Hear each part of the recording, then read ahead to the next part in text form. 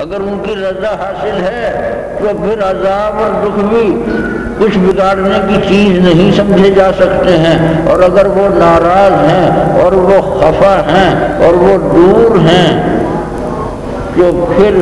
راحتوں سے عزتوں سے مجھے کیا حاصل ہوگا؟ عطا بھی ان کے ہاتھ میں ہے، منع بھی ان کے ہاتھ میں ہے۔ وہ اگر کچھ روک کر مجھے اس روکنے کے ذریعے راحتیں دیں گے تو پھر روکنا نہیں ہے، منع نہیں ہے، پھر اس سے بڑی تو عطا اور سخا اور کرم کوئی نہیں ہے۔ اور اگر دولتوں اور اقتدار میں رکھ کر امتحان اور آزمائش کے طور پر بھی نہیں، سزا کے طور پر، اقتدار اگر سزا ہے حق تعالیٰ کی طرف سے، اختیار اور حکمرانی سزا ہے حق تعالیٰ کی طرف سے، دولتیں اور آسودگی اور خوشحالی سزا ہے، تو معلوم تو کریں گے نا کہ دولت مندی ہو کہ مفلسی ہو، راحتیں ہوں کہ اذیتیں ہوں، عزتیں ہوں کہ ذلتیں ہوں، یہ خدا کی طرف سے، جن کے بارے میں انگنت آیتوں بہت سی، مطلب بہت گنتی کی نہیں ہے، بہت آیتیں، جب ان سب آیتوں میں ایک روح ہے وَأَنَّهُ هُوَ أَضْحَكَ وَأَبْكَى، وہی تو ہیں جو ہنسانے والے ہیں اور وہی تو ہیں وہ جو رلانے والے ہیں۔ دیکھیے نا، ہمیں تو یہ منظر نظر آ رہا ہے انفرادی سطح پر بھی، اجتماعی سطح پر بھی، کہ کلمہ گو جو ہیں، نماز کی پابندی کرنے والے بھی، روزوں کی عمر بھر کی پابندی جو کرنے والے ہیں، اور ظاہری سطح سے آگے بڑھ کر باطنی سطح کا معیار بھی زیادہ سے زیادہ حاصل کرنے میں ایک پرخلوص جد و جہد میں لگے ہوئے ہیں۔ ہم تو دیکھ رہے ہیں انفرادی سطح پر، گروہی سطح پر، صوبے کی سطح پر، قوم اور ملک اور وطن کی سطح پر، ملی سطح پر، بین الاقوامی سطح پر دیکھ رہے ہیں آج ہوں ذلیل کہ کل تک نہ تھی پسند گستاخی فرشتہ ہماری جناب میں، فرشتوں نے جسے سجدہ کیا تھا وہ کل فٹ پاس پر مردہ پڑا تھا۔ ارباب ایمان، ارباب تقویٰ کیسی کیسی مفلسی سے، کیسے کیسے دکھوں سے، عذابوں سے، امتحانوں سے گزارے جا رہے ہیں، اور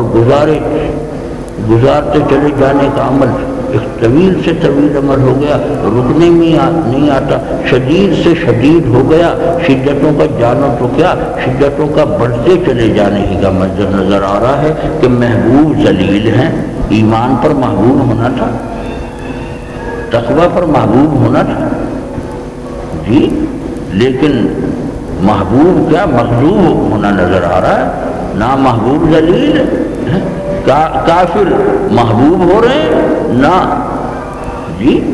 ہم یہ سوچ رہے ہیں ایسا کیوں ہو رہا ہے؟ ہم ایمان لائے، ایمان پر دنیا کی بشارتوں کا بھی ذکر ہے، آخرت کے سلسلے میں بھی بشارتوں کا ذکر ہے، ایمان پر اور نیکی پر اور تقوی پر اور اطاعت پر دنیا کی جزاؤں کا وعدہ بھی حق تعالیٰ نے قرآن شریف میں فرمایا ہے، اور آخرت کی راحتوں اور عزتوں کا وعدہ بھی فرمایا ہے۔ لیکن آخرت تو جس دن آئے گی یقین تو رکھتے ہیں، لیکن اب جو زمانہ حال ہے جس میں سے ہم زندگی گزار رہے ہیں، ہمیں سمجھ ہی نہیں آتا کہ آخر ایسا کیوں ہو رہا ہے۔ بڑے بڑوں کی عقل دنگ ہو گئی، اور ایمان اور اسلام اور قرآن اور حدیث عقل کو ٹھیک کرنے، عقل کی سوئی صحیح مقام پہ لانے اور پھر وہاں لائے رکھنے، اور ادھر ادھر ہو جائے تو واپس پھر وہیں لانے اور پھر واپس وہیں رکھے جانے کی جد و جہد کا نام ہی تو ایمانی جد و جہد ہے جی۔ وہ پھر اللہ کے پیارے ہوں گے، اللہ کی رضا ان کو حاصل ہوگی، اللہ کا قرب حاصل ہوگا، تو پھر رضا کا قرب کا کوئی معیار تو ہوگا، اور رضا قرب کا کوئی سرچشمہ تو ہوگا۔ یہ جو میں نے اس تمہید کے بعد عرض کرتا ہوں کہ نبوت یہ تو رحمت عام ہے جس کا میں نے ذکر کیا، ایک رحمت خاصہ ہے، یہ تو مادی اور نفسی سطح چلے لگا لیں، باطنی بھی ہے تو دنیا بھی ہے، اخروی نہیں ہے، خالص روحانی اور اخروی رحمت تو نبوت ہے۔ یہ جو آیتیں میں نے پڑھی، ان سے پہلے رحمت خاصہ کا ذکر، نبوت کا ذکر ہو رہا ہے جی۔ اور وہ جب نبوت کا اعلان کیا مشرکین عرب حیران ہیں۔ پہلے ذکر ان کا ہے کہ اگر فرشتے کا نازل ہونا حق تعالیٰ کے پاس بالکل صحیح سچا اٹل اصول تھا، اگر وحی کا اتارا جانا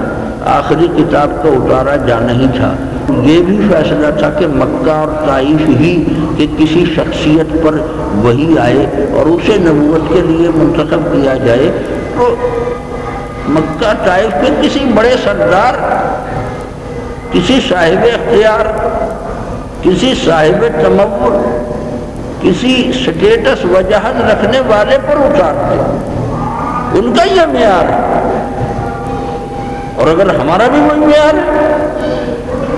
کہ دولت اور اختیار خدا کی رضا مندی اور خدا کے انعام و اکرام کی دلیل ہے اور کسوٹی ہے اور پیمانہ ہے اور معیار ہے، تو مشرکین کی نگاہ میں بھی یہی پیمانہ تھا، یہی کسوٹی تھی۔ انہوں نے نبوت کے بارے میں سوال یہ اٹھایا تھا کہ اگر قرآن کو اترنا ہی تھا، مکہ طائف میں ہی اترنا تھا، تو پھر یہاں کے کسی بڑے سردار پر قرآن اترتا، یہ کتاب اترتی، نبوت دی جاتی، کسی بڑے کو دی جاتی، یعنی دولتوں کے حساب سے اور اختیار کے حساب سے۔ ان کی نگاہ میں بڑائی کا پیمانہ یہ، عظمت کا پیمانہ یہ، بلندی کا پیمانہ یہ، اور وہ کہ رحمت ہے خدا کی، تو رحمت میں کی تقسیم کس کے ہاتھ میں ہے؟ یہ ایک روحانی سطح پر تقسیم رحمت کا سوال اٹھا رہے ہیں کہ نبوت دیے جانے کی رحمت، آخری کتاب اتارے جانے کی رحمت ان پر کیوں نہیں ہوئی، ان پر کیوں نہیں ہوئی؟ رحمت کیا چیز ہے اس کا تصور نہیں صحیح، قرب کسے کہتے ہیں اس کا معیار ہی واضح نہیں ہے، رضا مندی کی کسوٹی کیا ہے اور پیمانہ کیا ہے یہ علم میں ہی نہیں ہے۔ حق تعالیٰ نے ان آیتوں میں جواب دیا کہ رحمت خاصہ کے امور، نبوت کے مسائل، روحانی اخروی سچائیوں کی بحث تو بہت بلند بحث ہے، ابھی زمینی سطح پر گفتگو کی جاتی ہے۔ یہ آیتیں میں نے پڑھی ہیں سورہ زخرف کی 43ویں سورہ کی 32ویں آیت میں نے ایک پڑھی، آہم یقسمون رحمت ربک، کہ یہ جو نقطہ نظر رکھنے والے ہیں یہ اپنے پروردگار کی رحمت کے تقسیم کنندہ یہ ہو گئے، یہ خود تقسیم کنندہ بن کے بیٹھ گئے ہیں۔ رحمت جس کی ہے، تقسیم رحمت اس کا اختیار ہے کہ ان کا اختیار ہے؟ آہم، اور زمینی سطح پر بات کی جا رہی، آہم، آج ہمیں یہی مسئلہ ہے کہ دولت مند سے دولت مند ہوتے جا رہے ہیں، وہ خبیث بھی ہیں، وہ گناہ گار بھی ہیں، وہ بدکار بھی ہیں، وہ جھوٹے بھی ہیں، مکر و فریب بھی ان کی روش ہے، اور وہ پھول پھل رہے ہیں اور دوسرے گل رہے ہیں اور جل رہے ہیں، اور ان کی راہ پڑ رہی ہے انفرادی سطح پر اور قومی سطح پر اور بین الاقوامی سطح پر۔ حق تعالیٰ کا لب و لہجہ دیکھیں آپ، یہ شہنشاہ الاطلاق کے لفظ، آہم یقسمون رحمت ربک، کہ کیا یہ اپنے پروردگار کی رحمت کی تقسیم ان کے ہاتھ میں آ گئی ہے؟ تقسیم کا اختیار کس کے ہاتھ میں ہے اور اس کا معیار کیا ہے، کسوٹی کیا ہے؟ نحنو قسمنا بینہم معیشتہم، اس عہد کا سب سے محترم، متبرک، مقدس، ہیبت انگیز لفظ معیشت، اکانومی، اکانومیٹکس، یہی لفظ حق تعالیٰ نحن قسمنا بینہم معیشتہم، ایک وسیع لفظ ہے قرآن اور حدیث کی زبان میں معیشت، کہ ان کا سارا دنیاوی کاروبار حیات جو ہے، دنیا کی زندگی میں ان کی راحتوں اذیتوں کی تقسیم کی جتنی صورتحال ہے اس کی تقسیم کرنے والے ہم ہیں۔ کس کے حصے میں کیا آئے گا، کیا نہیں آئے گا، کتنا آئے گا، کیسا، کتنا نہیں آئے گا، کیسا آئے گا، بینہم معیشتہم فی الحیات الدنیا، کہ دنیا کی زندگی میں ان کی روزی رزق روزگار ہی نہیں، پورا نظام زیست جو ہے اس کی تقسیم کرنے والے کون ہیں؟ تقسیم کس نے کی ہے؟ وہ تقسیم کرنے کا اختیار ہمارے پاس ہے، تو ظاہر تقسیم کا عمل بھی پھر ہمارے ہی ہاتھوں سر انجام دیا گیا ہے، اس میں کوئی دنیاوی قوتیں نہیں ہیں، اس میں قطعی مادی قوتیں نہیں ہیں، اس میں مادی اسباب کی بحث نہیں ہے۔ ارباب توحید سمجھے ہم، نحن یہ ہم ہیں، قسمنا بینہم ان سب انسانوں کے بیچ جو تقسیم کی ہے، قسمنا تقسیم کی ہے، معیشتہم فی الحیات الدنیا، دنیا میں ان کی معیشت تقسیم کی ہے۔ پھر فرمایا نا کہ ورفعنا بعضهم فوق بعض، اور ان میں سے بعض کو بعض پر بلند کیا، بعض کو بعض سے، کسی کو غنی کیا، کسی کو فقیر کیا، کسی کو بہت زیادہ دولت دی، کسی کو زیادہ سے کچھ کم، پھر اس سے کم، پھر اس سے کم، پھر درمیانی درجے کی، پھر درمیانی درجے سے کم، پھر کم سے کم، کم سے کم اور زیادہ سے زیادہ۔ نظام ذہن میں انسانوں کے مدارج ہیں، مراتب ہیں، زینے ہیں، سیڑھیاں ہیں، لامحدود دولت کسی کے پاس ہے اور کسی کے پاس ہے نہ کھانے کو روٹی، پہننے کو کپڑا، کچھ نہیں ہے۔ طویل فاقہ کشی، افراد کا مقدر، جسے لفظ مقدر ذرا بہت سمجھنے کا لفظ، نحن قسمنا تو ہے، نحن قسمنا بینہم معیشتہم فی الحیات الدنیا ورفعنا بعضهم فوق بعض درجات لیتخذ بعضهم بعضا۔ یہ درجات اس لیے مقرر کیے ہیں کہ درجات نہ ہوں، مراتب نہ ہوں، امیری کا بلند سے بلند درجہ اور غریبی کا بلند سے بلند درجہ، اختیار کا بڑے سے بڑا اونچا مقام اور بے اختیاری کا بڑے سے بڑا اونچا مقام۔ اگر یہ سب درجہ بندی نہ ہو تو ایک ایک سے کام کیسے لے؟ ایک فرد سے، ایک گروہ سے کام کیسے لے؟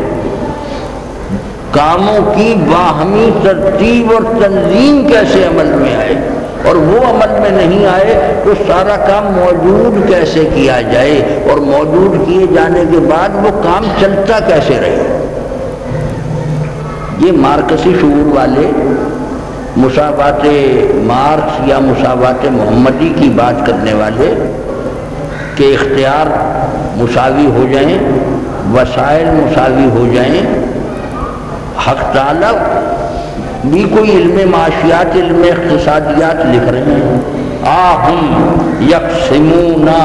رحمت ربک، وہ تو کہہ رہے کہ نبوت دی ہوتی تو کسی بڑے سردار کو، صاحب زر و مال کو، صاحب اختیار کو